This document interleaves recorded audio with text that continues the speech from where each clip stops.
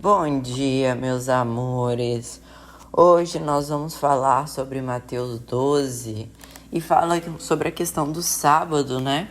Mateus 12 vem dizendo: naquela ocasião, Jesus passou pelas lavouras de cereal no sábado e seus discípulos eles estavam mortos de fome. Inclusive, a série Os Escolhidos, eu não sei falar inglês, mas é The Chosen, minha irmã que me corrija, que sabe falar inglês.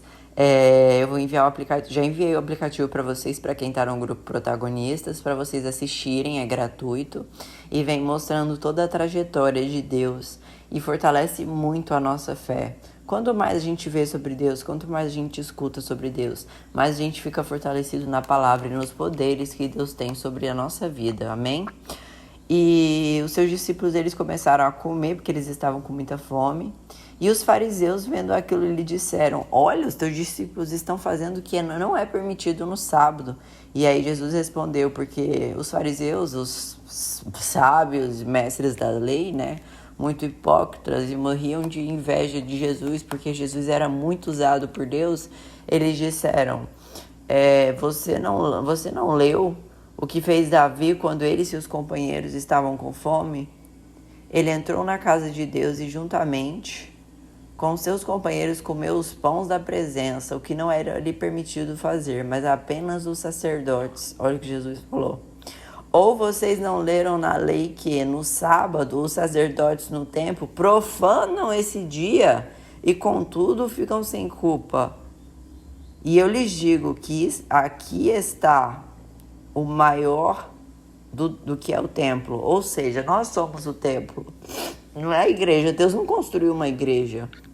Deus passava pregando a palavra, porque a igreja somos nós. O templo somos nós. Se vocês soubessem o que significam essas palavras, eu desejo misericórdia e não sacrifícios, não teriam condenado os inocentes. Ou seja, Jesus ele não está aqui para crucificar ninguém. Ele deseja misericórdia. Se você erra e pede perdão, Deus te perdoa na hora. Ele já pagou o preço por você naquela cruz. É isso que as pessoas têm dificuldade de entender e elas ficam se punindo enquanto Deus já pagou o preço, desrespeitando o sacrifício que o nosso Pai fez lá no céu, porque ele não morreu em vão. Todo o pecado caiu sobre ele. Por isso ele fala: Pai, por que me abandonaste? Porque no momento que o pecado esteve sobre ele, Deus não podia estar ali. E aí ele entendeu que foi o momento que o pecado caiu e que tudo foi restaurado, assim como diz a palavra. E aí ele voltou e ressuscitou com a presença de Deus. Então ele continua dizendo: pois o Filho do Homem é Senhor do sábado. Deus, no Antigo Testamento, por isso que veio o Novo Testamento. Ele quer dizer que não precisa de mais tantos sacrifícios como foi no passado. As coisas mudaram, senão não existia o Novo Testamento. E por isso que ele diz que deseja misericórdia e não sacrifício.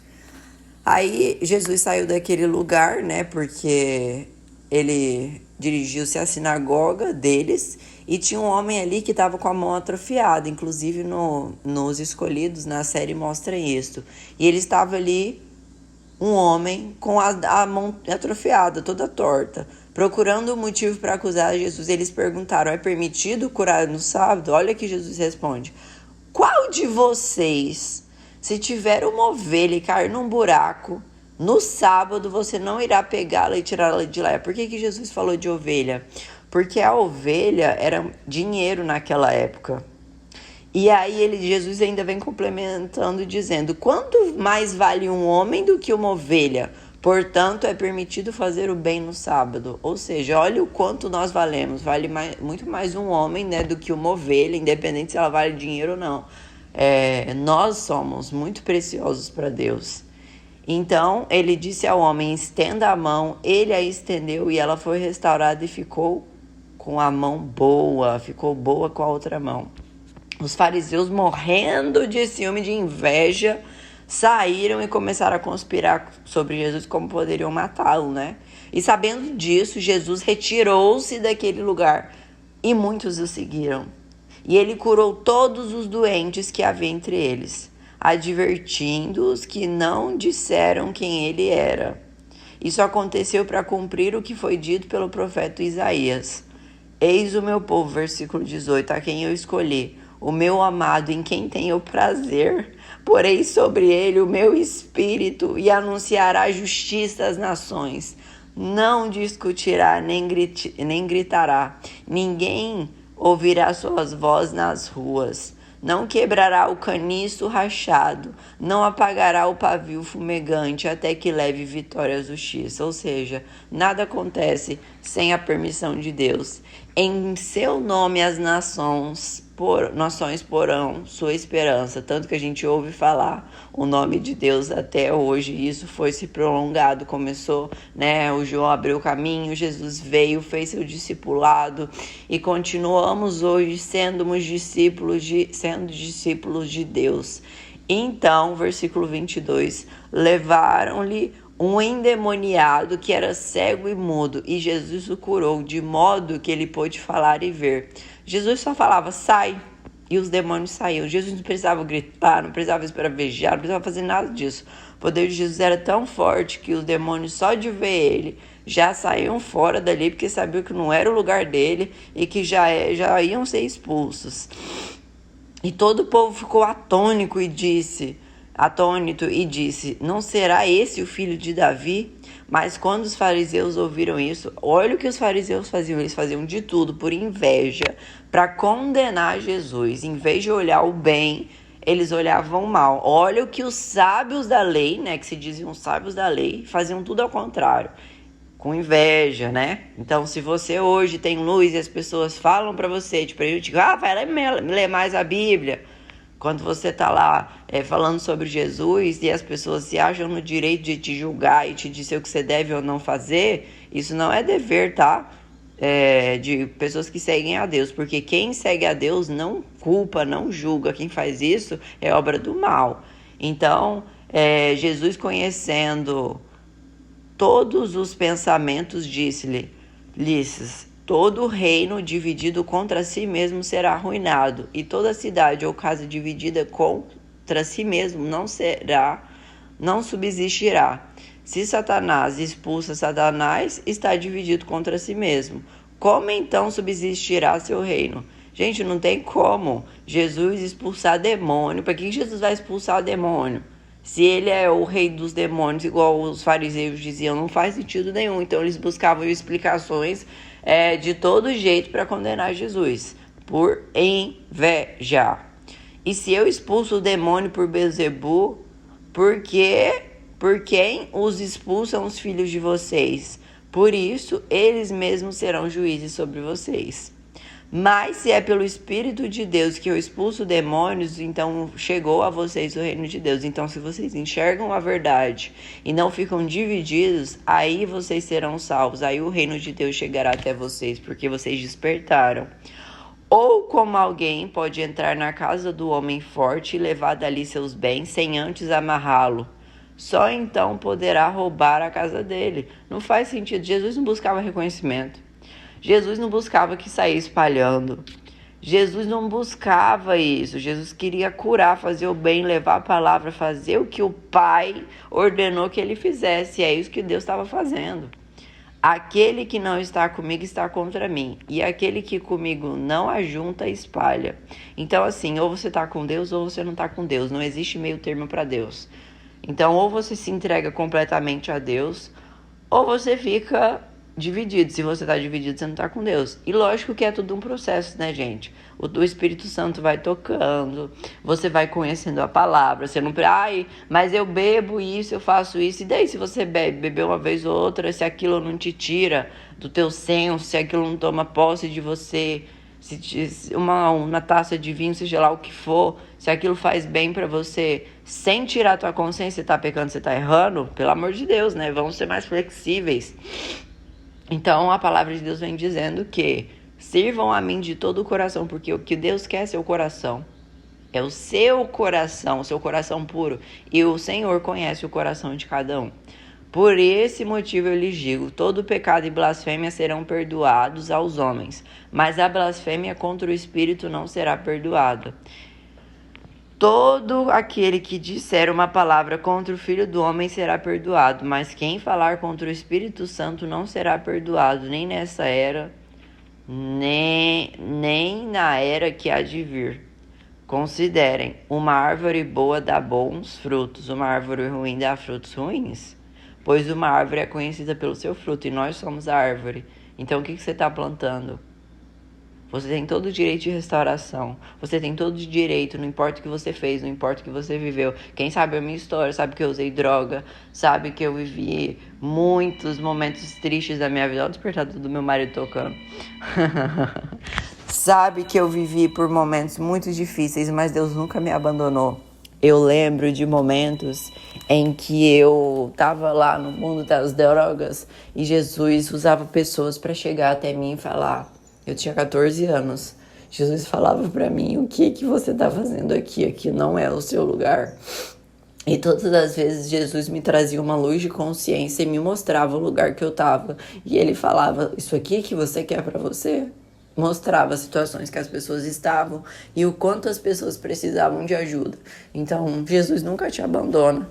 Às vezes você consegue ouvir a voz de Deus porque seus ouvidos estão atentos. E às vezes você está cego e acha que está sozinho, mas Ele nunca te abandona. Ele jamais te abandona. Mas eu lhes digo, no dia do juízo, os homens haverão de dar conta de toda palavra inútil que tiverem falado.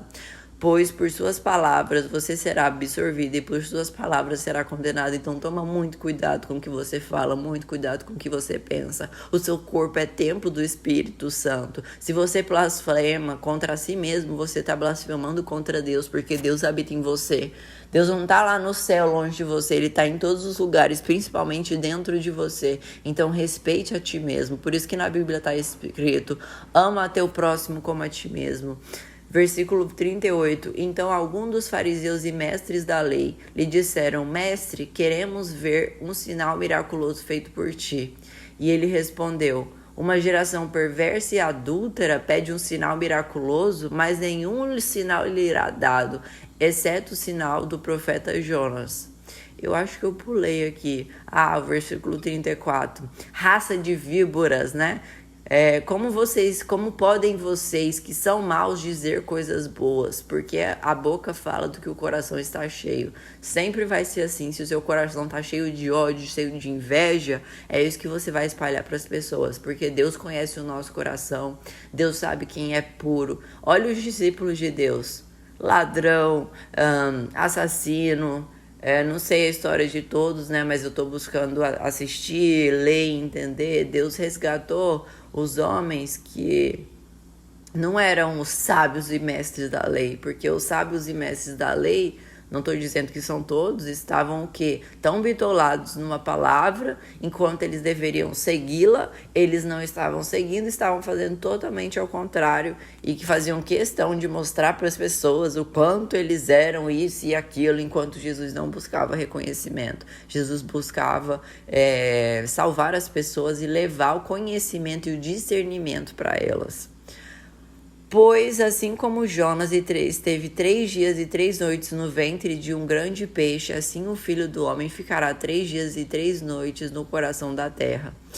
Os homens de Nínive se levantaram no juízo com essa geração e a condenarão, pois eles se arrependerão com a pregação de Jonas, e agora está aqui o que é maior do que Jonas. Olha o poder de Deus. Olha quantas provas eles já tinham para pedir provas e quantas provas eles já tinham visto e eles ainda não acreditavam. Então, para que Deus vai gastar, Jesus no caso, né, vai gastar tempo para quem não tem fé? Porque Jesus sempre diz, a tua fé te curou, a tua fé que te abre os olhos. Versículo 42. A rainha do sul se levantará no juízo com essa geração e a condenará, pois ela veio dos confins da terra para ouvir a sabedoria de Salomão. E agora está aqui o que é maior do que Salomão. 43. Quando um espírito imundo sai de um homem, passa por lugares áridos, procurando do descanso e não encontra, e diz, voltarei para a casa de onde eu saí. Chegando, encontra a casa desocupada, varrida e em ordem. Então, vai e traz consigo outros 7 espíritos piores do que ele. E entrando, passaram a viver ali. E o estado final daquele homem torna-se pior do que o primeiro. Assim acontecerá com essa geração perversa. Então, se você tem o coração ruim e não busca curar, se você está cheio de pecado, você está abrindo seu campo eletromagnético para espíritos negativos chegarem até você. Porque o teu coração, ele tem um poder muito grande, mas se você enche o teu coração de mágoa, de ódio, você sim abre espaço para o mal entrar. Porque onde tem medo, onde tem raiva, onde tem rancor, Jesus não está ali. Então repreende, limpa do teu coração o mais rápido possível. Escreva cartas, busque terapia, busque oração, fala: Senhor, repreende essa raiva de mim, perdoa-me por estar sentindo isso. E transforma. Faça com que eu sinta amor, alegria, esperança, bondade, assim como o Senhor foi nessa terra. O que o Senhor faria no meu lugar?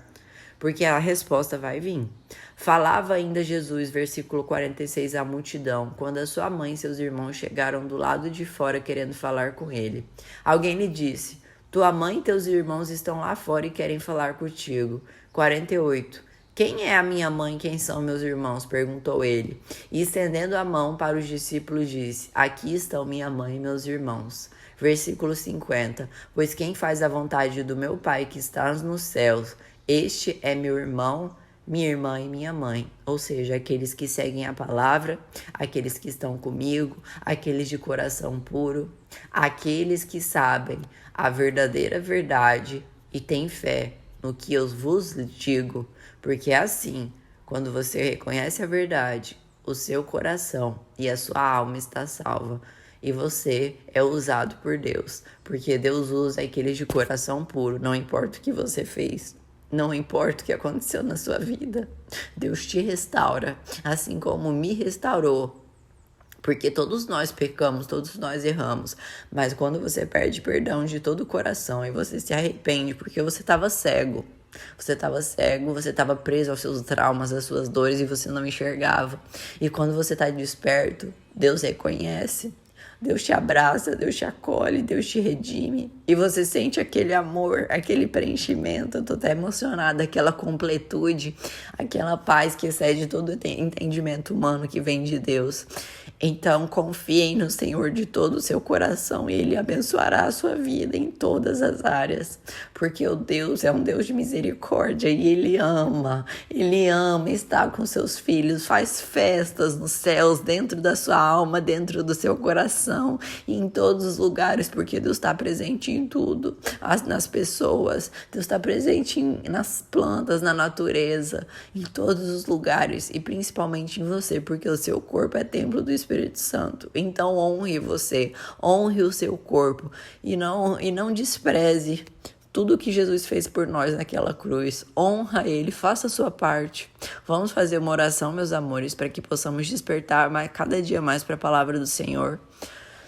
Querido Pai Celestial, querido Paizinho, obrigada por essa palavra. Obrigada por ter me resgatado. Obrigada por não ter me julgado. Obrigada por ter reconhecido o rendimento do meu coração. Que essas pessoas que estão buscando redenção, ó Pai, que elas possam falar contigo, porque o Senhor só espera um olá. O Senhor só espera olá, meu filho. Eu tô aqui te esperando há tanto tempo. Eu tô com tanta saudade de você. Apenas fale com teu pai e peça: Senhor, me perdoe por isso e aquilo que eu fiz. Porque hoje eu busco ouvir o Senhor. E não espere que você não vai errar de novo, porque você erra. Mas aprenda com os seus erros. É isso que Deus quer, que você aprenda com seus erros e pare de cometer os mesmos erros. Peça pecado e siga em frente. Deus não está aqui para te punir. Como Deus diz, eu sou um Deus misericordioso. E se você aprender com seus erros, porque Jesus conhece o coração de cada um, Ele vai te perdoar. Ele já te perdoou antes mesmo de você pedir perdão. Peça e você vai sentir essa libertação no seu coração. Essa redenção e esse abraço que Jesus nos dá. Tamanho é o amor que Jesus tem por nós. Fala pro Senhor: eu te amo muito, meu Pai, eu te amo muito.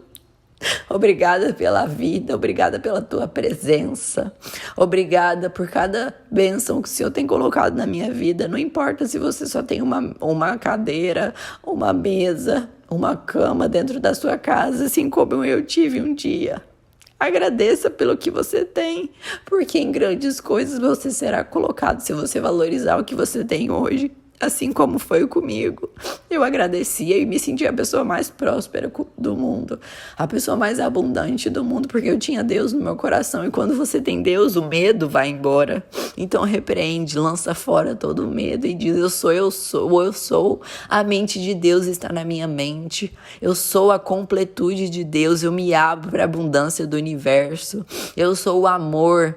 Eu sou a alegria, eu sou a paz. Senhor, nos dê discernimento e força espiritual para combater essa guerra espiritual, essa batalha, para que nós entendamos que nós não somos a nossa mente, que nós somos muito maiores do que tudo isso e que o Senhor nos ama tanto que entregou o seu Filho único e que possamos honrar o sacrifício de Jesus naquela cruz e ser melhor a cada dia, nem que seja 1% melhor a cada dia, honrando e sendo, dando orgulho ao Senhor, ó Pai, porque nós não estamos aqui para orgulhar os homens, mas para orgulhar a Ti.